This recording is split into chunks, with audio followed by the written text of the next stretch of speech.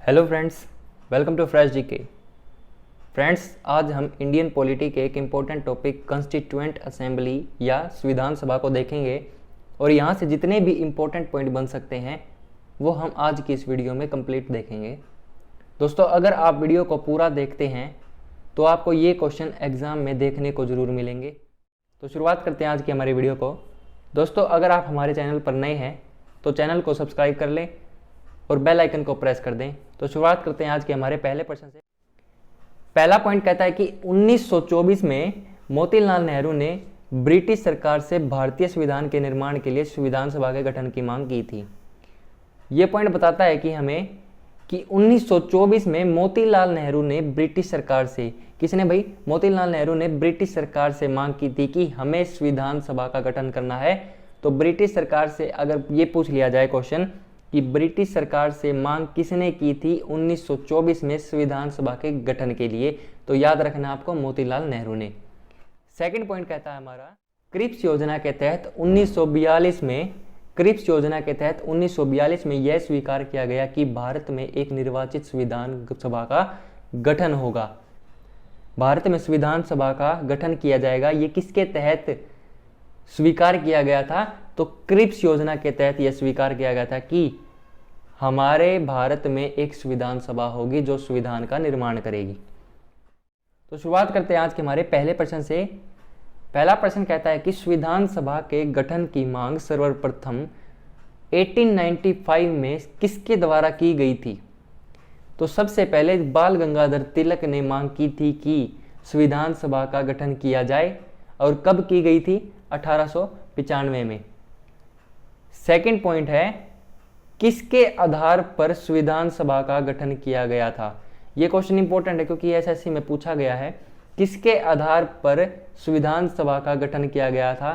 तो 1946 में cabinet mission के आधार पर तय किया गया था कि संविधान सभा का गठन किया जाएगा। अब ये कैबिनेट मिशन क्या है? कैबिनेट मिशन में 3 व्यक्ति आए थे। कितने व्यक्ति आए थे भाई? 3 व्यक्ति आए थे, आपको याद रखना है। नेक्स्ट पॉइंट कहता है कि सन 1936 में भारतीय राष्ट्रीय कांग्रेस द्वारा संविधान सभा के गठन की मांग कहां पर हुए अधिवेशन में रखी गई थी? तो फैजपुर में। फैजपुर एक ऐसी जगह है जहां पर भारतीय राष्ट्रीय कांग्रेस द्वारा संविधान सभा के गठन की मांग की गई थी। कब की गई थी? 1936 में। ये भी इंपॉर्टेंट क्वेश्चन है क्योंकि ये रेलवे में पूछा गया क्वेश्चन है। नेक्स्ट पॉइंट पर बढ़ते हैं। दोस्तों, यहां से क्वेश्चन बिल्कुल आएगा ही आएगा आपके एग्जाम्स में। पॉइंट कहता है कि कैबिनेट मिशन योजना के अनुसार संविधान सभा में कुल कितने सदस्य थे? कैबिनेट मिशन योजना के अनुसार संविधान सभा में कुल कितने सदस्य थे भाई? तो 389 सदस्य थे। अब इन 389 सदस्यों को 3 कैटेगरी में डिवाइड किया गया था। वो कैटेगरी क्या है? जो 389 सदस्य हैं ये टोटल, इसमें से 292 सदस्य ऐसे थे जो ब्रिटिश प्रांतों से आए थे, जो ब्रिटिश प्रांतों के प्रतिनिधि थे। 4 ऐसे सदस्य थे जो मुख्य कमिश्नरी क्षेत्रों के प्रतिनिधि थे और 93 ऐसे सदस्य थे जो देशी रियासतों से आए थे।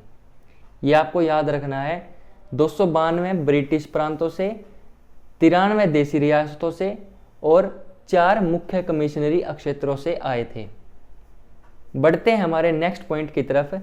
नेक्स्ट पॉइंट भी वेरी वेरी इंपॉर्टेंट है। 1947 का जब संविधान सभा का पुनर्गठन किया गया था, उसके पश्चात संविधान सभा के सदस्यों की संख्या कितनी थी? जो पहले मैंने बताया था कि कैबिनेट मिशन के अनुसार था वो, और अब है कि जब 1947 में पुनर्गठन के पश्चात संविधान सभा के सदस्यों की संख्या कितनी थी? तो 299 संख्या थी। तो कितने सदस्य थे भाई वहां पर? जब 299 सदस्य थे। अब इन 299 को भी अलग अलग 2 कैटेगरी में डिवाइड किया गया, जिसमें से 70 ऐसे थे जो देशी रियासतों से थे और 229 ऐसे थे जो विभिन्न प्रांतों से थे। ये आपको याद रखना होगा। बढ़ते हैं हमारा नेक्स्ट पॉइंट की तरफ। नेक्स्ट पॉइंट है कि BR अंबेडकर का संविधान में निर्वाचन कहां से हुआ था? इंपॉर्टेंट क्वेश्चन है। पश्चिम बंगाल से BR अंबेडकर को निर्वाचित किया गया था। अगला पॉइंट है, भारतीय संविधान को किसने बनाया था? तो संविधान सभा ने बनाया था, क्योंकि संविधान सभा का गठन ही भारतीय संविधान को बनाने के लिए किया गया था। नेक्स्ट पॉइंट है, संविधान सभा के सदस्य कौन थे? तो संविधान सभा के जो सदस्य थे वो जनता द्वारा अप्रत्यक्ष निर्वाचित थे, जनता द्वारा अप्रत्यक्ष निर्वाचित थे। अब यहाँ पर एक अप्रत्यक्ष है, अप्रत्यक्ष का मतलब इनडायरेक्ट होता है। चुनाव दो तरह से होते हैं, एक होते हैं डायरेक्ट तरीका होता है और एक होता है इनडायरेक्ट, प्रत्यक्ष या अप्रत्यक्ष। क्लियर है? प्रत्यक्ष चुनाव वो होता है जो जनता द्वारा सीधे तौर पर चुने जाए, और अप्रत्यक्ष उसका उल्टा होता है, जो जनता द्वारा ना चुने जाए। नेक्स्ट पॉइंट है, संविधान सभा की स्थापना कब हुई थी? तो 9 दिसंबर 1946 को संविधान सभा की स्थापना हुई थी, और इसी दिन संविधान सभा की पहली बैठक भी हुई थी। इसी दिन संविधान सभा की पहली बैठक भी हुई थी, जिसके बारे में हम आगे डिस्कस करेंगे। संविधान सभा के उद्घाटन अधिवेशन की अध्यक्षता किसने की थी? तो संविधान सभा का उद्घाटन पहले बताइए कब हुआ था? वो 9 दिसंबर 1946 को हुआ था, जो पिछले क्वेश्चन में मैं बता चुका हूं, क्योंकि यही वो दिन था, इसी दिन ही संविधान सभा की स्थापना की गई थी। और इसी दिन ही संविधान सभा के उद्घाटन की अध्यक्षता किसने की थी भाई? सच्चिदानंद सिन्हा ने की थी। और अगर क्वेश्चन पूछ लिया जाए कि संविधान सभा के अस्थायी अध्यक्ष कौन थे, जो कि कौन थे? सच्चिदानंद सिन्हा ही थे। वेरी वेरी इंपॉर्टेंट क्वेश्चन है, कई बार पूछा गया है ये वाला क्वेश्चन कि संविधान सभा के अस्थायी अध्यक्ष कौन थे? तो सच्चिदानंद सिन्हा थे। नेक्स्ट पॉइंट है कि दूसरी बैठक कब हुई थी? पहली बैठक मैं बता चुका हूं आपको 9 दिसंबर 1946 को हुई थी। तो संविधान सभा की अगर दूसरी बैठक पूछ ली जाए तो वो 11 दिसंबर 1946 को हुई थी, और इसी दिन ही संविधान सभा के स्थायी अध्यक्ष को चुना गया था। अस्थायी अध्यक्ष कौन थे? सच्चिदानंद सिन्हा थे। और इसी दिन ही संविधान सभा के स्थायी अध्यक्ष को भी चुन लिया गया था, जो कि डॉक्टर राजेंद्र प्रसाद थे। इंपॉर्टेंट क्वेश्चन है भाई, कई बार पूछा गया है, एग्जाम्स में बहुत बार पूछा गया ये वाला क्वेश्चन। तो अगर आपसे पूछ लिया जाए कि संविधान सभा के स्थायी अध्यक्ष कौन थे, तो डॉक्टर राजेंद्र प्रसाद थे। अगर पूछ लिया जाए संविधान सभा के अस्थायी अध्यक्ष कौन थे, तो सच्चिदानंद सिन्हा थे। बढ़ते हैं हमारे नेक्स्ट पॉइंट की तरफ। नेक्स्ट पॉइंट कहता है कि संविधान सभा के संवैधानिक सलाहकार कौन थे? जब भी सलाहकार के बारे में पूछ लिया जाए तो वेनेगल नरसिंह राव थे संवैधानिक सलाहकार संविधान सभा के। एसएससी में पूछा गया क्वेश्चन है भाई। नेक्स्ट पॉइंट है हमारा, भारतीय संविधान सभा की प्रारूप समिति का अध्यक्ष कौन था? दोस्तों यहां से क्वेश्चन जरूर बनता है, यहां से क्वेश्चन बनेगा ही बनेगा। प्रारूप समिति एक इंपॉर्टेंट टॉपिक बनता है संविधान सभा को लेकर। तो क्वेश्चन पूछा गया है कि भारतीय संविधान सभा की प्रारूप समिति का अध्यक्ष कौन था? प्रारूप समिति यानी कि ड्राफ्टिंग कमेटी का अध्यक्ष कौन था? डॉक्टर भीमराव अंबेडकर थे प्रारूप समिति के अध्यक्ष। प्रारूप समिति की स्थापना कब की गई थी? तो 29 अगस्त 1947 को ही प्रारूप समिति की स्थापना की गई थी। इसमें सदस्यों की संख्या कितनी थी? 7 व्यक्ति थे प्रारूप समिति के अंदर, जिसका अध्यक्ष कौन था? डॉक्टर भीमराव अंबेडकर थे। नेक्स्ट क्वेश्चन है कि इनमें से कौन भारतीय संविधान की प्रारूप समिति का अध्यक्ष नहीं था? देखिए यहां पर हमारे 2 आंसर निकल के आएंगे, डॉक्टर राजेंद्र प्रसाद और जवाहरलाल नेहरू। डॉक्टर राजेंद्र प्रसाद और जवाहरलाल नेहरू, ये 2 व्यक्ति ऐसे थे जो भारतीय संविधान की प्रारूप समिति के अध्यक्ष नहीं थे, क्योंकि डॉक्टर राजेंद्र प्रसाद कौन थे भाई? ये भारतीय संविधान सभा के स्थायी अध्यक्ष थे, और जवाहरलाल नेहरू भी प्रारूप समिति के अध्यक्ष नहीं थे।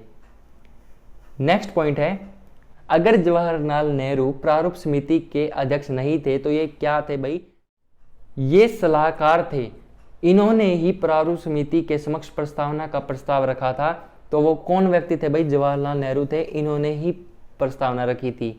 अब जवाहरलाल नेहरू से 2 इंपॉर्टेंट पॉइंट और बनते हैं। पहला पॉइंट तो ये, इन्होंने ही संविधान सभा में उद्देश्य प्रस्ताव रखा था। अगर क्वेश्चन पूछ लिया जाए, पूछा भी गया है एसएससी में, ये वाला क्वेश्चन पूछा भी गया है, भारतीय संविधान सभा में उद्देश्य प्रस्ताव किसने रखा है? तो जवाहरलाल नेहरू ने रखा है। अगर क्वेश्चन ये आ जाए कि भारतीय संविधान सभा के संघीय शक्ति समिति का अध्यक्ष कौन था, तो वो भी पंडित जवाहरलाल नेहरू ही थे। ये यहाँ से 2 क्वेश्चन इंपॉर्टेंट बनते हैं। संविधान सभा ने भारतीय राष्ट्रीय ध्वज की रूपरेखा को कब अंगीकार किया था? तो कब किया था भाई? 22 जुलाई 1947 को भारतीय संविधान सभा ने राष्ट्रीय ध्वज की रूपरेखा को अंगीकृत किया था? नेक्स्ट पॉइंट है, संविधान सभा द्वारा अंतिम रूप से पारित संविधान में कुल कितने अनुच्छेद और अनुसूचियां थी? जब संविधान बन चुका था तो उसमें अंतिम रूप से संविधान में कुल कितनी अनुच्छेद और अनुसूचियां थी? तो यहाँ से 395 तो अनुच्छेद थे उसमें और 8 अनुसूचियां थी।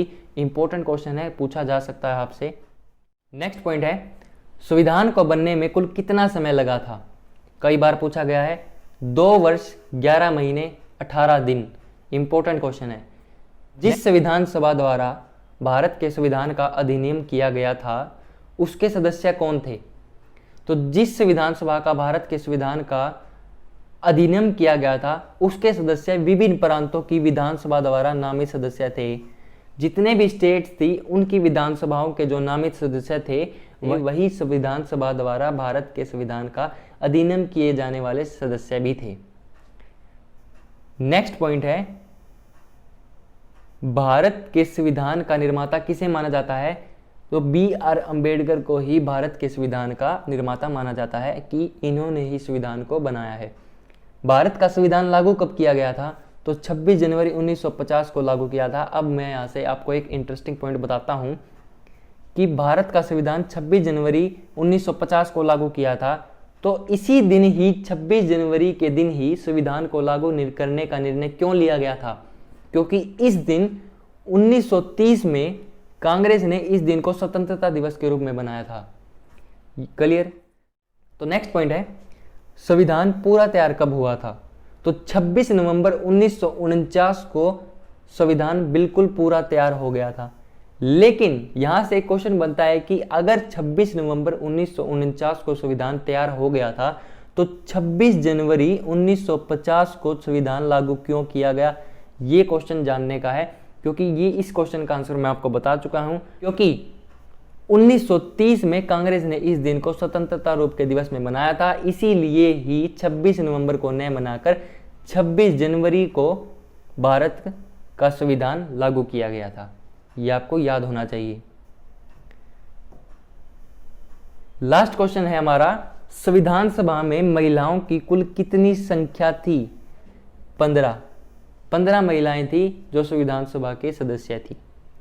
दोस्तों, आज इस वीडियो में हमने इंडियन पॉलिटी के एक इंपॉर्टेंट टॉपिक कॉन्स्टिट्यूएंट असेंबली यानी कि संविधान सभा को खत्म कर दिया है।